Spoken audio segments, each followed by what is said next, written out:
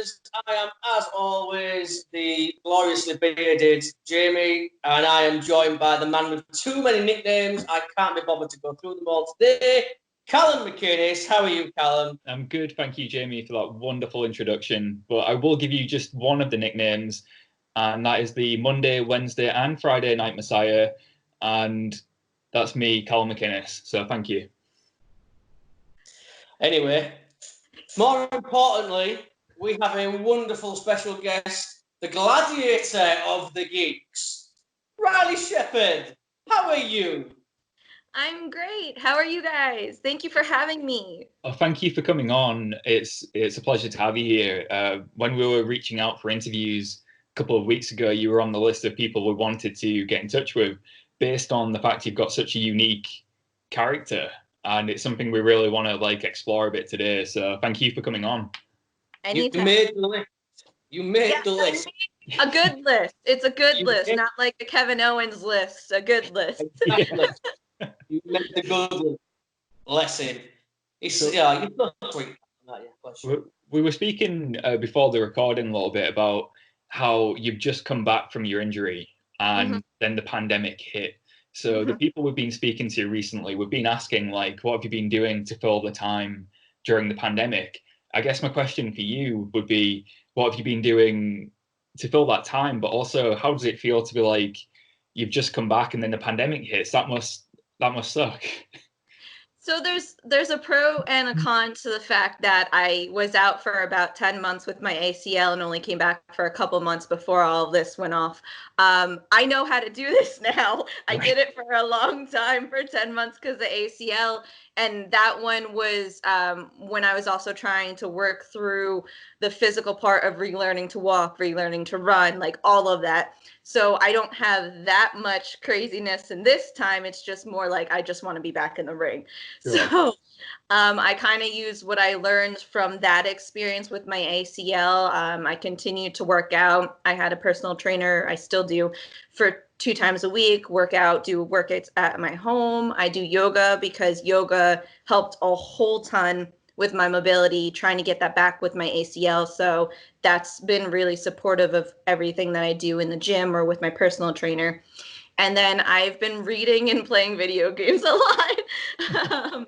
That's definitely, I'm definitely one of those people who reads every night, and I love playing video games, but it's definitely been more. Is there anything in particular that you've been playing?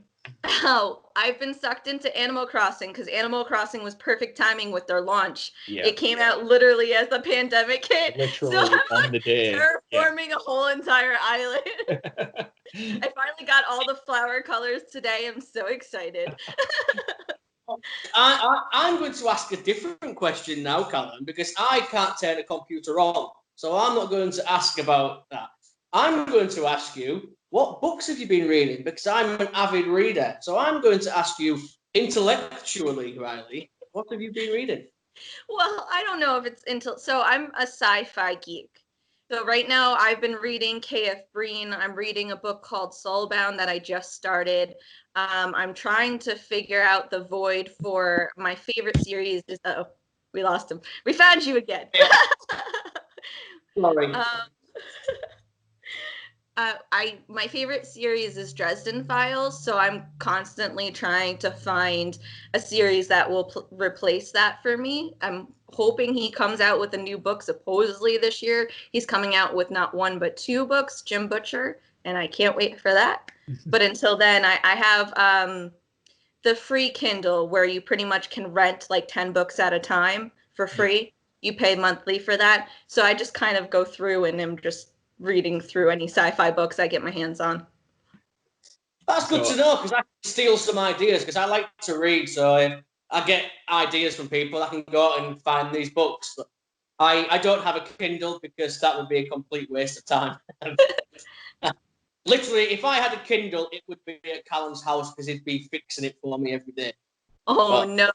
You're one of those people. I was like that when I was a dispatcher. I would break all of the computers all the time. Our IT people hated me because I swear I would just touch it and it would just go, nope. So it sounds like you have a similar problem. Is this when you worked in the police force? Yeah, when I was in law enforcement. So I was a dispatcher from the time I was 21 to the time I became an officer. I did it like part-time. So I did it for about 7 years. But there's always a bit of more technology with dispatcher. We literally had about 5 or 6 computers we would look out. I'd always break like one once a week. I don't know how. No. What was it like going from being a dispatcher to a professional wrestler then? Yeah, I went from dispatcher to police officer to security for a month, and then I went to wrestling. So it was quite a bit of a transition. Not much of a difference then between your careers there, just police officer, wrestler. I mean, I know you get wrestlers who are police officers, like the Big Boss Man, but you never really get people going from, oh, I guess actually, Mustafa Ali, he's also been in the police force too. But yeah, what was it like for you then, going from the police force to wrestling? Was it a big shock for you, or what made you make that jump? It's a completely different world in a good way, I feel like. So I wanted to be a police officer since I was 15 years old, and that was my goal. It took 10 years. I did it. I went through the academy. I was able to do it. And then when I was a police officer about a year in, I was starting to not feel too happy with my job. I kind of got into it more for the community policing aspect and the social work aspect of it. And I felt like where I was working, at least, and where it seems to be in our country a little bit of a problem, that it was maybe 90% enforcement to 10% social work. So I wasn't very happy with that. I wanted to feel like I was helping people more, especially when it comes to like domestic violence, sexual assault, acute psychiatric, things like that were things that I felt like I could help people with. So at the same time that I was feeling that way, I got introduced to NXT, where the 4 Horsewomen were coming up, because my husband, he was my boyfriend at the time, my husband and his brother went to like WrestleMania in New Jersey and didn't invite me. So I almost spitefully was like, well, I'm gonna watch NXT now because you don't think I'd like it. So that's kind of how that started. And then when I started watching these 4 Horsewomen coming in, who were badass, strong, fierce women, and I just went, I really like this. I feel like I would love doing this. And then when I saw the match between Sasha Banks and Becky Lynch, it was like, okay, I need to do this. It's not just a want or I would like to. I need to be in this business. And so I just gave up my policing job and started training at the Monster Factory a month later. Damien Priest, NXT's Damien Priest now, I believe. Yeah, he was one of my coaches. He was amazing. He taught me so much about storytelling and psychology, and my fundamentals were from him and Danny Cage at the Monster Factory, and it was amazing base to get off the ground with, for sure. They're both such underrated workers, I think. Like, I used to watch a lot of Damien Priest when he was Punishment Martinez. Yes. And he was such a good big guy. And a lot of people don't realize how agile he is and how good he is for his size.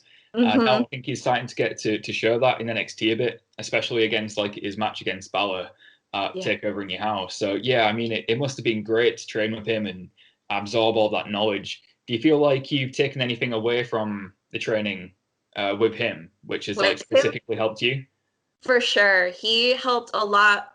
And I think maybe it's just I have a basis and I love to read, but he emphasized storytelling so much that it wasn't about the moves. It was about the story you told and the emotion you pulled from the audience or you showed to the audience. And that was something that I feel like, since I had that from the very beginning, it's something that I treasure a lot and I try and carry forth. He would critique my matches afterwards. I would always go up to him and be like, okay, tell me what I did okay, but really tell me what I need to fix.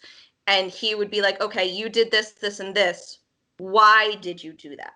Like, what was your reasoning behind it? And if I didn't have a good answer, I'd be like, oh, okay, I get you.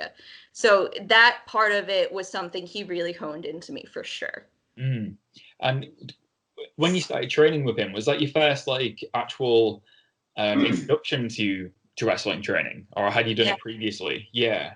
No, so I started wrestling when I was 28 years old, in 2016, May 2016. So my first introduction to wrestling actually being in ring was the tryout that I had for Monster Factory. And it was just running the ropes, doing a couple bumps, but that was my very first introduction was learning from Damien and Danny Cage. And have you been a fan your whole life, or is it something that you got into later on in life? No, it was definitely because of the WrestleMania that they didn't invite me to. That's so cool, though. I always find it fascinating when people get into. Basically, she did it to spite her husband. Basically, yeah. And the thing was, he had watched with his brother growing up, but when we started dating, he didn't watch anymore. And I knew of it because my great-grandfather sort of watched it, but the rest of my family, they had no idea about it. They never watched it. It wasn't on the TV. It wasn't in my home. So he would talk about it with his brother and was like, oh, that seems really cool. And I would sort of be interested in it. But yeah, it was when they didn't get me the ticket to WrestleMania. It was like, no, we're fixing this. We're going to do this together. Like, you didn't bring me to WrestleMania, so I'm going to become a professional wrestler.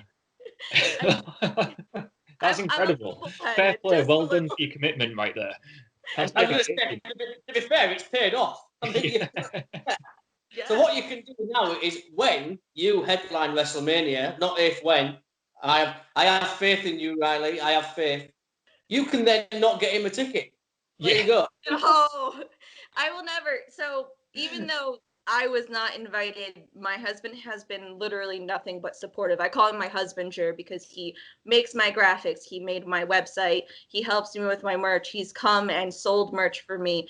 When I debuted for Women of Honor in Madison Square Garden, he was in the seats with one of his friends watching me. Like, I knew where he was, so I would have him along for the ride every step of the way. That's awesome. It's good you have that support as well, especially. Wow, you performed in the Garden as well. Wow, that's incredible. That's on my bucket list. I've visited Madison Square Garden, but when I've been in New York, I've never actually been to a show there. That must be surreal. That must have been surreal to be. Wow. It was, especially because that was my first time ever on TV. That was it was for Ring of Honor, my very first time. So everything about it was kind of, I like was an extra, but me actually being in a match, that was the first time. And so walking down to the ring, my heart was just like pounding out of my chest, and then I just go, oh, my husband's up there, make sure you put him. And then after that I was good. But yeah, it was definitely surreal. It was almost an out-of-body experience until that moment. That's so cool, though. I mean, it's cool for anyone to perform at Madison Square Gardens, but I feel like it's on the bucket list for every wrestler. Like, there's always the bucket list of wanting to wrestle in Japan. You want to be at WrestleMania, and I think wrestling at Madison Square Gardens is one of those. So that's insanely cool that you've been able to do that. But going back to, like, you said that you're fairly new to wrestling, and you got into it when you didn't get invited to WrestleMania. Understandable. But what really drew you into wrestling? And you say you like D&D, and what I wanted to know is, do you feel like the two worlds are very much similar? Like, is there a crossover where if you like D&D, you're probably a fan of wrestling too? So I actually haven't started playing D&D until this quarantine. I always wanted to, but I never did. I used to LARP, which I feel like that I definitely took elements, like literally my armor and my sword. My sword is a LARPing sword. So I've taken elements from LARPing, and the character that you create and the character you invest in is definitely has elements of wrestling. I think what drew me into it a lot was the athletic part of it, because I was a gymnast from the time I was 7 to the time I was 18. And I was always kind of trying to fill that void, because once you get to a certain age, gymnastics goes a little bit by the wayside. You're not quite as flexible. So I was doing like cardio kickboxing, trying to be an instructor with that, trying to figure out that void. And I feel like I got into wrestling because of the athletic part of it. And then when it was the match with Sasha and Becky, and how the audience literally sang back Becky's entrance music to her after she won, I felt the emotion there and the story there. And that hooked me, line and sinker, just hooked me. From what I've heard about LARPing, I've got a friend called Jerris who he's been LARPing for the last maybe 8 to 10 years. And the way he describes it to me, like his character, it's very much like a wrestling character because they've got backstories, they've got current stories, they've got like an arcing story going over. And It's fascinating when he's talking to me about it. So do you feel like being a LARPer has helped with your wrestling character too, given that your wrestling character is a LARPer? Oh, for sure. I've definitely taken elements of LARPing in the video games that I play because my favorite video game is Dragon Age and Mass Effect. Those are my two favorite, which is they're RPGs. They're story, like if you see there's a theme. I love storytelling. So I've taken elements of that and added it into wrestling.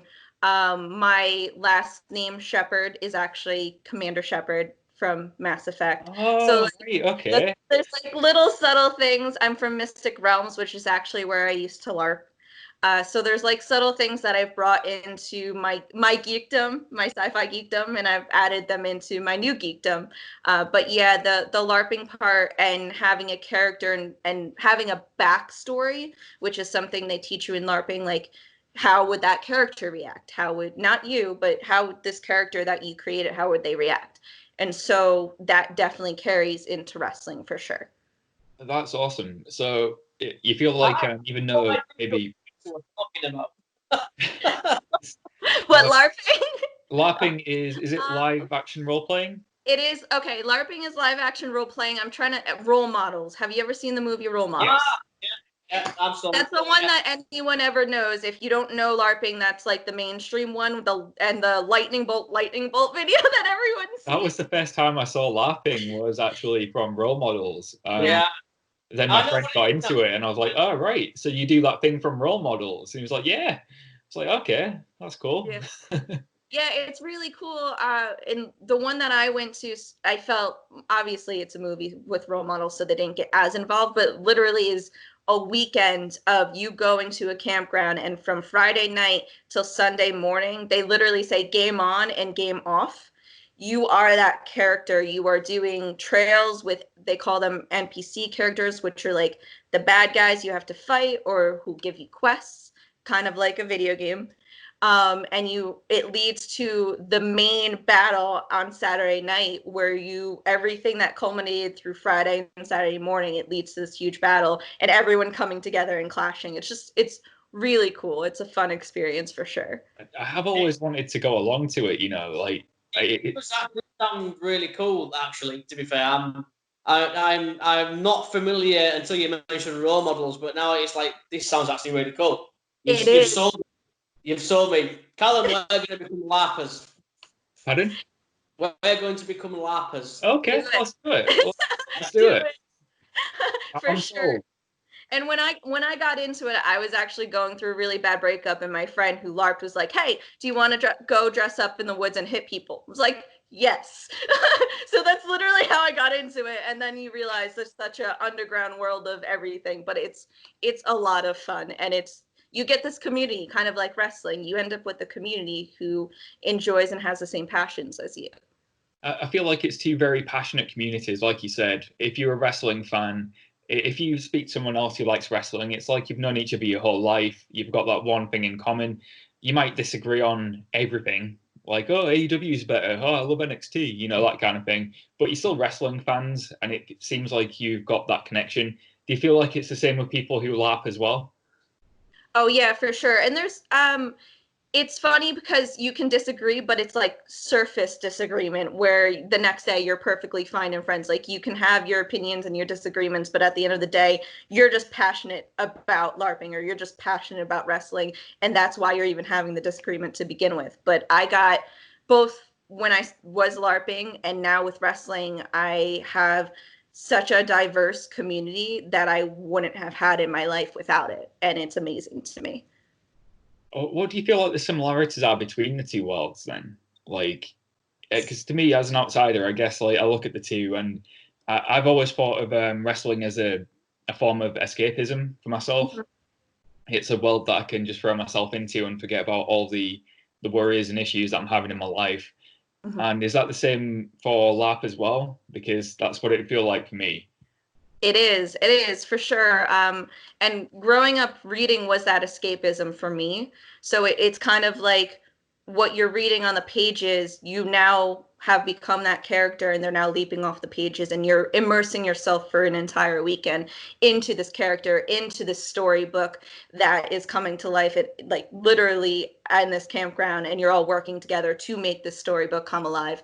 So it's very similar to wrestling in that way, where you have these feuds, you have these storylines, and you're working with other people to make that come alive. It's not, the only difference is wrestling is a performance for fans, whereas LARPing is very tight knit, and I feel like it's more for the people who are involved in that community and who are performing themselves. But besides that, they're very similar in that way. Yeah, that makes sense. I've never thought about it like that. The wrestling is for the audience, whereas LARP is very much for the people who are there at the time. Mm-hmm. And yeah, I'd love to actually just go to one and see what character I come up with, because Jamie to me looks like he's a LARP character with that beard. He needs to be laughing, right? Be careful where you go with this, Callum. Your beard's beautiful. What? How did you take that as an insult? You'd be an awesome Viking. There we go. Why don't you just start with that, Callum? Thank you, Riley. I appreciate that. I would love to be a Viking. I want to laugh. I'm not even lying. I mean, I'm sold. There's no technology involved, so that's a winner for me. I get to people in the woods, and I get to dress up as a Viking. I'm sold. Sold. It's perfect. Outside of the LARPing and the wrestling, what else do you do? Like, you say you're the Gladiator of the Geeks. You do your video gaming. You play D&D now. You do your LARPing. You like wrestling. Those are 4 things which people would pretty much consider geeky. It's one of them is definitely the reason we're classed as geeky. And what else do you do that makes you the Gladiator of the Geeks? I think just my geekiness started when I was young with reading. I was grounded a lot growing up. So they would take all of my, I had like a Game Boy. That's the only technology I was allowed with video games. It's all I had until I was about 21. Was it just a Game Boy? And I would always get that taken away because I was grounded. So I had books. And like you said before, it was my escape. I would lock myself in my room with my books, and it was Goosebumps or Harry Potter I started Lord of the Rings, but it was more the movies that I was drawn to than the books. So it was always reading and the sci-fi movies that kind of started me on this whole journey of who I am as a geek, my geekdom, which everyone has their own geekdom, but my geekdom has always been the sci-fi realm from reading and movies, and it just evolved from there. Are you a Star Trek girl or a Star Wars girl? I am actually neither. Weirdly enough. Controversial. I don't know if it's more like I was into Renaissance and Lord of the Rings and magic part of sci-fi. I did watch the original trilogy Star Wars when I went to St. John's the Virgin Island, and my aunt would have me and my sister while she was trying to work and babysit us. So she literally just sat us down in front of the Star Wars trilogy. And that's what we would do. We'd go swimming in the pool or go watch Star Wars. But that really, I've never watched them avidly, or Star Trek. My mom is a Trekkie. But I actually never did. My dad's the same. My dad's a massive Trekkie. I've never seen Star Wars as well, but I do like Star Trek, and I blame my dad for that, but in a good way, because I like Star Trek now. But I've never seen Lord of the Rings. Oh, no. That makes me mad. I haven't. I'm sorry to say. I don't even know. It's about a ring, right? I mean, sort of. There's like a whole bunch more than that, but I mean, yeah, sure. In the biggest sense, it's about ring. The only thing I know about Lord of the Rings is somebody I used to work with told me I look like someone called Gimli. Gimli, yes. Yeah, I've always said you look like Gimli. Yeah, and I feel like a dwarf in LARPing too. I wasn't gonna say that because I didn't know if you'd take that the wrong way, but I feel like the dwarves are very strong and awesome, but I didn't know if you'd take it the wrong way. I've called him Gimli before. If we've been arguing, I've said like, "Oh, shut up, Gimli," and it's gone over his head because he never understands like who Gimli is. But now you've confirmed it's a small red-headed dwarf. He's a bit wiser to it now, I imagine. I'll have you know, right? I am a massive, ginormous 5'6". So, right, 5'6", my ass. You're about 5'4". I'm 5'6". Thank you very much. I'm 5'6". One of my fans who knows that I love Lord of the Rings jokes with me that I'm a hobbit, so it's fine. I get the short people problems. I'm only 5'3", despite people thinking I'm somehow taller. But I'm only 5'3", so short people problems. Exactly. I am actually 5'6". Says Mr. 6'2" over here, who's like what, 5'7". I'm 5 foot. I'm every part of 5'10". I'll have you know. And you could be an elf. yeah, I'd be an elf. Yeah, fine. You be an elf. You be a dwarf. I'll be a hobbit. Perfect. Yeah, there we go. Deal. Ticking all the boxes. You're just like becoming my favorite person in the whole world tonight, Riley. I mean, everything you say is winning me over. You know, I'm a Viking. I'm a dwarf. Can a dwarf win me over? A dwarf Viking, yeah. That's you're a dwarf warrior. See, there we go. And they have those awesome battle axes that literally, like, you need 2 hands to even be able to swing around. Like, they're strong. I would love one of them. My brother's actually got something like that, like framed on his wall. But my brother, as Callum can attest, my brother actually is a giant, isn't he? Yeah, he's won the genetic lottery out of you and your brother, isn't he? He's about 6'2", 20 stone of muscle. Yeah, he's a big dude. Looks a lot like the milkman as well. I don't know. Something went terribly wrong. My family jokes that I'm adopted because I'm literally the shortest person in my family. I have 3 other siblings, and my parents are still together. They're all tall. They're all 5'10" or taller. And I'm like, how? How did this happen? How did I get literally the short genes? But it's fine. I make it work. And it's, unless I'm trying to reach tall things in like cabinets, but then I get a step stool and it's fine. That's it, yeah. I feel your pain, Riley. I'm with you on this one. You know, ignore Mr. Heightist over here. Forget him. Not heightist. Let's nip that in the bud. I am not heightist in the slightest. Anyway, Riley. Regardless of what it is, okay? Okay. So, I mean, let's go back to wrestling then. What's the plans? You know, when wrestling returns, what are your plans? What are you hoping for? What's the goal? So I actually got to train for the first time last night with my coach Damian Adams at Team Adams, #Team Adams, and oh my gosh, I was telling Colin earlier that I'm so sore because you're first running the ropes or bumping. It's almost like you're doing it all over again. And you go to bump and you're like holding your breath so you knock the wind out of you. So last night I got all of that out of the way and I actually posted videos of it and it felt so amazing just to be able to work through everything. So right now, my biggest goal, because I don't know when wrestling is going to open back up, is just to train. And I'm probably going to be training at least 3 times a week. When my other dojo opens, maybe it's going to be 4 times a week. I think they're opening in July with Cheeseburger from Ring of Honor. He's worldwide dojo, but they haven't opened yet. So that's the first step to get all of the ring rust off. Hopefully it comes back faster than the last time when I came back from ACL because it was a shorter break. And then it's just, I want to travel. I literally, January 24th, I quit my full-time job to pursue wrestling full-time. So that's so cool. That is so cool. My goal was to do wrestling full-time. So I want to travel. I've been in the tri-state area. I want to go everywhere else. I want to go to Japan. And just, the goal is AEW, Impact, WWE, Ring of Honor. That's a contract with one of the big companies, but one step at a time at this point. I mean, hopefully there's plans to come over here to the UK. Yeah. Yes. Yeah. I actually was supposed to go to London. I think it was April, I was in talks with one of my friends to go to London for a promotion, and then everything kind of happened and everything got put on hold. So I'm hoping that I can get over there and maybe do a tour or two. Got to have some people who want to bring me over there.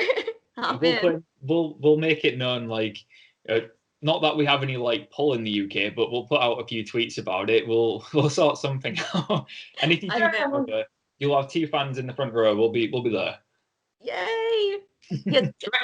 Dressed as a Viking dwarf and an elf, we'll be there. Yes. But now you have to dress up in cosplay to come. No, I'm kidding. You don't have to do that. I would absolutely do that. I really baby would. steps, Riley. Baby steps. I'm trying. But who knows? By the time I come there, you might have LARPed and been like, "This is my life now." Jamie's you now have a whole outfit. Yeah. I'm loving that. I genuinely I love this idea. I genuinely do. I would definitely do this. It'd be amazing. I get to hit people. It's great. Yes. I just messaged my. We have a great scene in the UK, don't we, Callum? So I mean, you would find it very easily to get booked over here. You really would, and we will make that happen, right? We'll make that happen. Don't worry about that. So you're making a lot of promises, Jamie, but we'll try. I think once my name starts getting a little bit bigger over here, eventually they'll start being like, "Oh, we need to bring her overseas." So we'll see. I'm hoping that happens sometime soon, but until then, just put my head down and keep working hard. We're from the UK. We've heard of you. We've seen you work. So I imagine a lot of people over here have too. So I'm sure you're on the radar of some promotions. So if you do come over, that would be fantastic. The good thing with the UK as well is like literally every city seems to have a promotion now. Yeah, they do. It's popping up everywhere. Every city's got a company, and you'd be spoiled for choice at the moment. It's incredible. We've got our own in our city. Then you go an hour down the road to a city called Leeds. They've got about 17 promotions. And it's like everywhere's got their own promotion. So it's a wonderful, wonderful time to be a British wrestling fan. You find no problem getting a booking over here. We used to have like one promotion in the whole country, which was the FWA run by Alex Shane. Okay. And now we have like Jamie said, there's like 5 promotions per city, maybe more. So it's kind of become like the American independent wrestling scene. And America has, to me, the best indies in the whole world. I grew up watching the American indies like your Ring of Honor, Chikara, IWA Mid-South. And from being like from the background you're from, where you haven't grown up watching wrestling, have you gone back and watched any of the old independents in America? Like, because that's where some of the greats have come from. I've watched a lot of Ring of Honor and WWE stuff. I haven't really watched too much independence besides Chikara, because Chikara literally is in Pennsylvania, and I've done seminars with Mike Quackenbush, and he's phenomenal. And Ophidian, they're both amazing people. And teachers and coaches and the wealth of knowledge that they have. So those 3 have mainly been what I've watched old school, and then whatever my coach sends me, like, here, you need to watch this, study this. Like, he literally gives me match tape to study. But the independents, like in the tri-state area, not as much. Yeah, well, you're right, absolutely right with that. The Mike Quackenbush and Ophidian, 2 people we've had the pleasure to speak to. And speaking to Mike, he's just such an intellectual person. I felt so stupid talking to Mike because when he was talking, I was like, you sound so smart. And then there's me with my broad Hull accent sounding like a complete idiot. But Ophidian is just such a cool dude as well. I was talking to him last week because he runs the seminars at, is it the World Dojo now? The Worldwide. So the one that I was talking about with Cheeseburger, who actually runs it, he just brought Ophidian in. Yeah. So now when I go back to them, I'm excited. I'm hoping that it will be on the days that Ophidian also teaches, because that guy is like made of liquid. It's so fluid. He's a snake, so I guess that makes sense. Yeah, there you go. But he's so fluid, and I'm just like, teach me your ways. How are you boneless? Yeah, he's a guy I could definitely see signing with like an AEW or something, for example. He's got that character which would fit into AEW perfectly, if you ask me. And he's a guy who I think is quite underrated. Because watching his old Chikara work, he's been part of some of the most viral spots in wrestling, like with the hypnosis bit. Amazing. Like, there's people who I know who aren't wrestling fans who have told me about that before, and like, oh, have you seen that hypnosis bit? And it's just amazing how like things like that can get over with the casual viewers.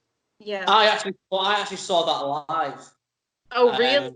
It came to the UK 4 or 5 years ago now to a company called Preston City Wrestling, and he was actually wrestling a guy called Ligero. He's in NXT UK now, and he did that, and I'm in the box. The first time I've seen him, and I'm like, what's going on? He did the whole hypnosis thing. I thought, this is awesome, and the fans were buying into it, and it was great. It was over. The atmosphere was brilliant, and it was a guy hypnotizing another guy. I was like, this is why I love wrestling. Only in wrestling can that happen. I love it. It's all those little things that you like. The athletic part is amazing of it, but it's all those like little moments that stand out and stick in your mind for like your life. That's what makes wrestling amazing for sure. I always thought when I was younger, it was more about the moves. Like it was the moves that impressed me. But now I'm older, I find it's the small intricacies in wrestling, like in the stories, like you said, that really stick with me. I can watch a match and I won't remember many of the moves, but I will remember the moments. And I think that's what's really cool about wrestling. And I guess I never really understood before when people said it is about the story. And I was like, what story? How is there a wrestling story in a match? But there is. Yeah. I was reading an interview today with The Undertaker, and he basically said, we use the moves to tell the story. Yeah. And it's a beautiful thing. And coming from a guy like him, you know, who gets it. It is a beautiful thing. It's such a wonderful form of art, and that's why it's consumed our lives. So, you know, can you imagine? It's consumed my life for a long time. Can you imagine not having wrestling in your life now, or does it seem like it's always been there? Are you talking to me? Yeah. I can't imagine wrestling anymore. Like just having to be forced to step away between my ACL and this pandemic. I just am chomping at the bit to get back in as soon as possible and to kick people's heads off and things like that. So I've only been in wrestling literally for 4 years. I've only been training for 4 years. And I've really only been wrestling for about 2.5 because of my injury. But not only wrestling, but the community that it builds with the other wrestlers in the locker room, the fans, I can't imagine not having that in my life. My personal growth has grown so much just from coming from law enforcement to here. Like it's just you're surrounded by people of different backgrounds, different personalities.